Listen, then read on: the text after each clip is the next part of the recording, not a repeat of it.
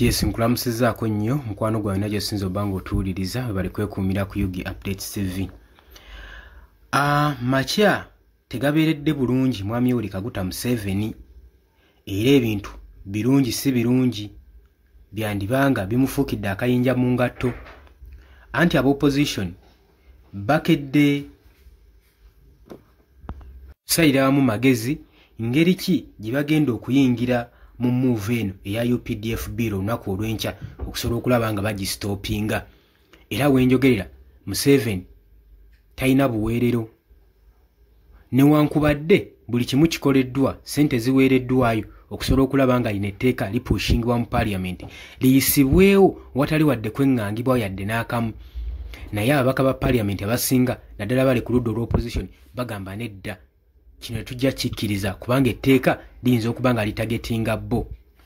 Tujjukira bulungi olunaku olw'eggulo omubaka we yavuddeyo n'alabula yabadde Francis yavuddeyo n'alabula abaka ba parliament bonna abagenda mu maaso n'okuwagira etteeka lino okuyisibwa nti bakola kikyamu olw'ensonga nti nno etteeka lyennyini lye bakola terigenda obbafuukira akayinja mu ngatto nga libakozesa okuba nga babaggalira munda era n'abalabula n'abagamba temwesimira ntana gye mugenda kweziikamu ekintu mwandibadde mukiviiramu wano ne mwegatta ku ludda oluwakanya olw'opposinga ensonga eno kuba mwami Museveni saako ne gavumenti ye balina ebigendererwa eby'okusilentinga b'opposition bonna basobole okuba nga beesementingira mu buyinza wabula newankubadde bino yabyogedde tewavuddeyo MP agenda mu maaso na kuriplayinga bonna baasirise kye kakati ekibuuzo kiri nti gulowooza strategy ki eyinza okukolebwa ba MP basobole okusucceedinga move eno gy'opposinga obulungi neetayisibwa mu parliament. Jjukira olunaku lwankya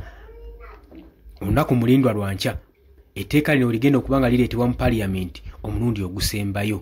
Oli ku Yugi Updates TV gw'atannatweyungako kirya wansi olw'ekigambo subscribe kikooneko obeere nga otweyungako ddala bulungi nnyo. Abali mu diaspora mbatumiddeko nnyo nammwe mwebale kwekuumira ku mayingo gano.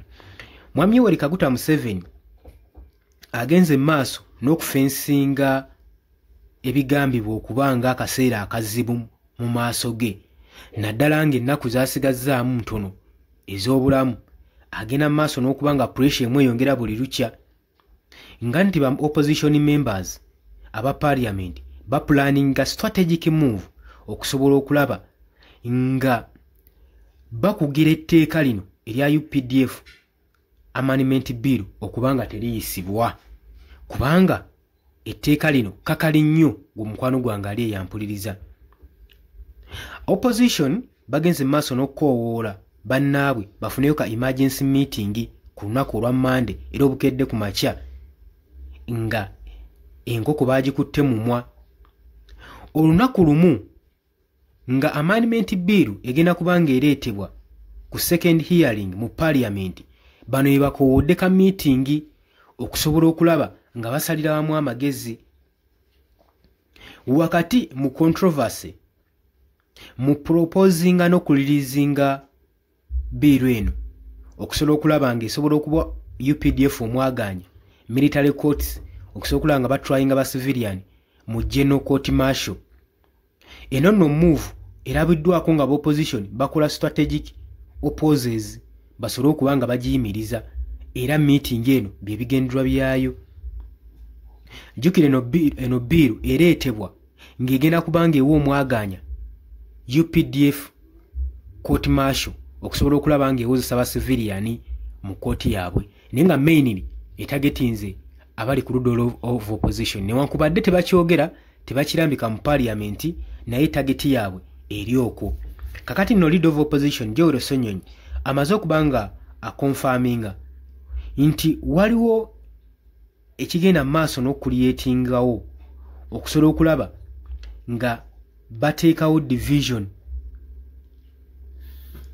Agamba bali mu kusala magezi basobole okulaba nga bonna obumu beegatta okusobola okulaba nga batuukirira ku nsonga oba ku mata eyinza okuleetawo solution ku nsonga eno. Bagamba bo nti waliwo eddoboozi eribagamba ku lunaku olwokubiri tebakiika mu hearing mu parliament mu lutuula luno balemeddwa kiikamu kwegamba baluboole baluzire naye ate amaloboozi amalala gabagamba nti balina okutuula okulwanyisa bbiiru eno ku fulo wali eri mu paaliyamenti. Ssenyonyi agamba nti wabeerewo obwetaavu bw'okuteekawo meeting okusobola okulaba nga twegatta, okusobola okulaba nga tusalira wamu amagezi ku mbeera egenda mu maaso mu ggwanga lyattu Uganda. Era yagenze mu maaso n'okukweshoninga engeri speed amendment bill eno ya UPDF gyepushingibwamu mu paaliyamenti, nga bagamba ekigendwa ky'abana abasajja kiri luddawa era kyekyaki. Era kirweizinze concern okulaba nga balaakinga time n'obudde naddala ba stakeholders okusobola okulaba nga bakola submission ku amendment bill eno egenda okukolebwa eya UPDF, okusobola okulaba nga bataakiriza civilian obutawozesebwa mu military court. Bagamba waki bagipushinga nnyo. Jukira bibiseera bye bimu ng'akalulu kengedde aka 2026 general elections akagenda okusalawo ani agenda okukwatira bendera ya Uganda, ani agenda okukiika ku ntebe y'obukulembeze mu mwaka gwa 2026. Kakati government ekola bukoberire okulaba nga eteekawo strategies nayo zeyinza okukozesa okusobola okulaba nga weakeninga opposition oludda olugivuganya basobole okubanga nabo baluwangula. Era bagenda mu maaso nga gabeebuuza engeri speed biiru eno gyegenda mu maaso n'okuddukamu n'okuprocessingibwamu obutawamwaganya budde ba stakeholders okupresentinga submission. Era kibennyamizza nnyo, bagamba ki ekigenda mu maaso. Kakati emergency meeting eno egenda okubeerawo ku Monday eshapinga opposition engeri gye bataddewo strategy eyinza okugenda mu maaso n'okwaffectinga okusobola okulaba nga biiru eno teyisibwa mu lunaku olw'enkya mu paaliyamenti. Baagala kusalira wamu magezi, bagamba ebyokudduka obuddusi ne tugyema entayingira paaliyamenti kiyinza obutakola, kyanditwetaagisa okubanga tuli wali ku fulo nga yetugirwanyisiza nga ne sipiika yennyini Kalireeta waali. Bagamba bagenda kuyingira paaliyamenti ku guno omulundi gwokka nga tebalumikako yadde n'akatono, kubanga ensonga eno ebakwatirako ddala nnyo. Nga tension egenda mu maaso n'okuraizinga, amaaso gonna gatunuuliddwa olunaku olw'enkya mu paaliyamenti balabe political standoff egenda okukolebwa okulaba nga etteeka liyisibwa teriyisibwa. Bagamba nga public civil society groups bagenda sigala nga balaba opposition move yaabwe egenda kubeera ki olunaku olw'enkya, ki kye bagenda okukola okusobola okulaba nga bataasa munnansi obutawozesebwa mu military court. Jukira nti nno Supreme Court judiciary yavaayo kwegamba n'enyoomoola ekirowoozo kino nga bagamba kyandamayininga amateeka ne constitution ey'eggwanga lyattu Uganda. Supreme Court ng'egamba nti nno military court zilaakinga experience, tebalina wadde ettondo ly'obumanyirivu okusobola okulaba nga bawozesa ba civilian nga babatryingisa mu kooti zaabwe. Ne bagamba nti nno wekibanga kyetaagisa baddire judiciary bagiteekemu trainers batraininge engeri gye bayinza okuhandlingamu military cases rather than okutwala ba civilian mu military court ate nga nabo bennyini tebalina bumanyirivu busobola kulanga bawozesa ba civilian abantu aba bulijjo.